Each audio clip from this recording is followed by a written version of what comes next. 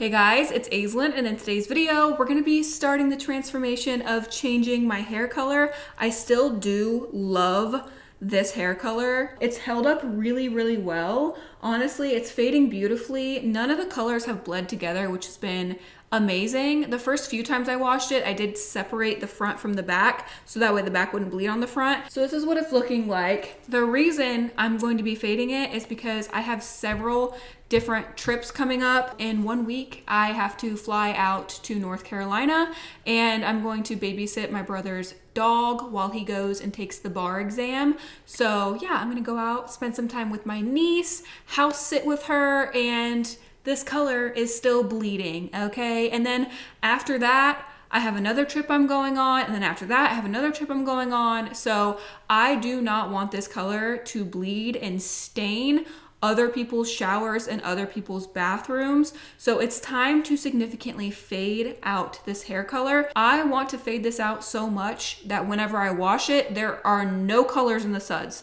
So today we're gonna be doing the vitamin C method. I have been doing this for years and years and years, and it is the most gentle way to remove hair color at home. It's also way more affordable than other hair color removers. So you just need 3 ingredients. You need some vitamin C tablets, you need some dandruff shampoo or clarifying shampoo, and then also some dish soap. So I'm using dandruff shampoo, green apple Dawn dish soap, and then I like to take vitamin C pills and crush them up in my blender, and it creates like a really fine powder.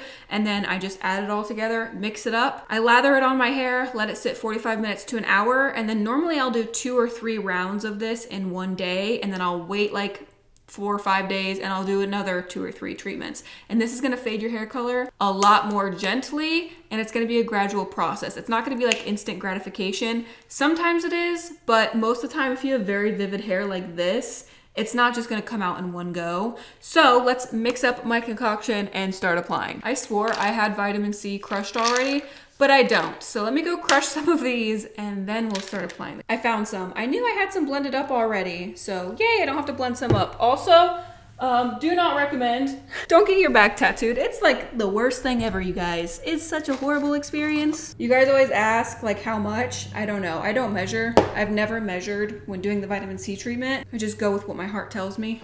Okay, here's what my mixture looks like. I am actually gonna go wash my hair real quick. This works better if your hair is like clean. It's gonna lather a lot better. So I'm gonna go give my hair a good wash or 2 with my dandruff shampoo and then come back and apply it. That way it suds and any product and oils I have in my hair get off, so that way this can work better. I haven't washed my hair in a very long time and it is so greasy. So let me go wash it a few times and I'll be right back and we can start the application. We are back. I only washed it 1 time. My hair feels so dry now because I used clarifying shampoo. So yeah, started my freaking back piece, right? Okay, started my back piece. I was just not expecting the amount of pure torture that getting your back tattooed is, because you know how many hours I've sat getting tattooed?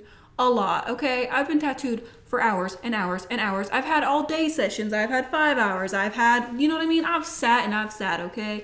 And I've been fine. I was not fine in any circumstance during this appointment. I cried, which I have never done. I don't know how to describe it to you, but it's pretty much like being tortured for hours and hours and hours. And I've never tapped out on a session. I've never cried. I've never like complained and complained and complained. You bitch was complaining. I was crying. My whole body was shaking. I tapped out. Like, I'm telling you what, nothing can prepare you for that type of pain and anguish. And then when you're sitting there for hours getting it done.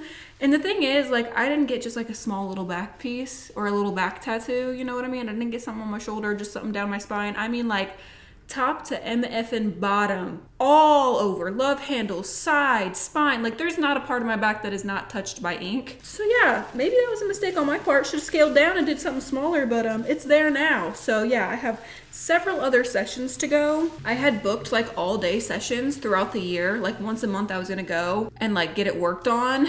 And after that appointment, I said, I'm gonna need to cut those appointments to half days so I can only sit for 4 or 5 hours, because your bitch is not sitting all freaking day. okay. The thing was, I know like saying you cried sounds so dramatic, but let me tell you, it's not something that I could have helped. I wasn't crying because it's like, oh, I stubbed my toe and my toe hurts, or oh, I cut myself cutting vegetables and it hurts. No, it was like an involuntary bodily reaction. Like my nervous system was reacting to something that was happening, and it was like not anything that I could control.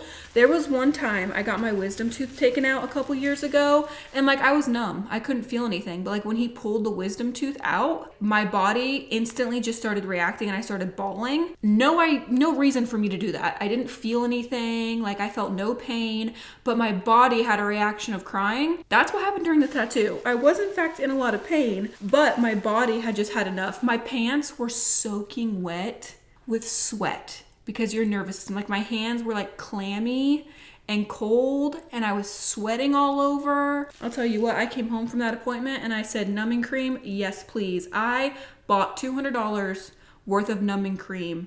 I said, you bitch is not fucking around anymore. I do not care. Call me a wimp, call me a baby, call me a pussy. I really do not care.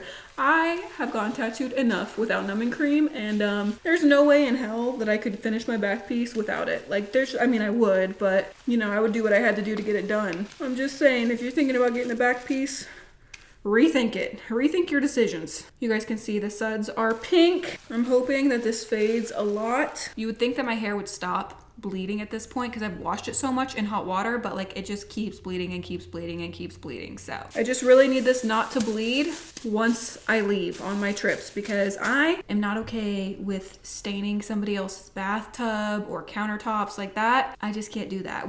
Surprisingly, whenever I have rainbow hair, it doesn't stain like that. Whenever you go super dark and you use a color that's so rich in pigment, like a super, super dark blue, dark purple, dark red, dark pink, they bleed a lot. But whenever I use neon colors to like dye my hair neon rainbow, it doesn't bleed nearly as much. And it reminded me of why I don't do dark burgundies and dark colors in general, because they just keep bleeding forever. You bitch get caught in the rain, your shirt is colored. Thankfully I wear all black, so that's not an issue for me, but it's still annoying. Like it'll drip down your face, sweating at the gym, you're gonna sweat, like it's just too much for me. So I'm gonna let this process and sit, and I will be right back so we can do round 2.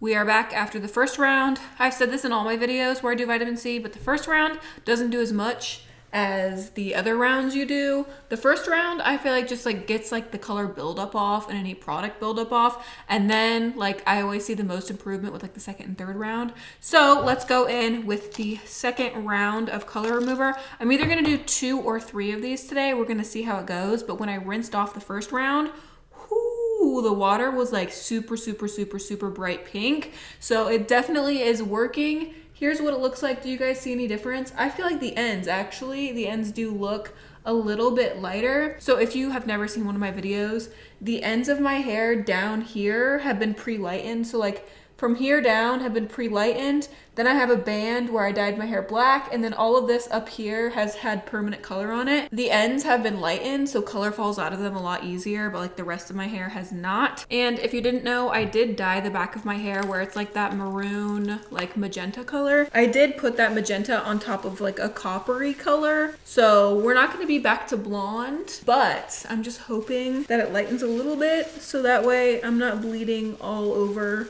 my brother's bathtub. I am also just ready for a hair color change. You guys see this? The suds are still super, super bright pink. I think I'm gonna do 3 treatments today. I'm going to let this process, and I'm gonna do a 3rd treatment off camera, and then I will be back once my hair is blow dried to show you guys the finished results, and we will see if you can tell a big difference in the color or if it looks relatively the same. I'm hoping this hot pink comes out back to blonde, because I did have blonde where that hot pink is. I'll see you guys for the finished results. Wish me luck. All right, here we are after 3 treatments. It definitely lightened my hair a lot. So here's what it looks like on the sides. You guys can see this front area right here is now like straight up blonde. And then where the hot pink was, it faded so much, and now it's like a baby pink. So like this section that was hot pink is now like the color that the front area was. And then the back is way brighter. It's like much more reddish, and you can see the copper starting to come through, because remember I did put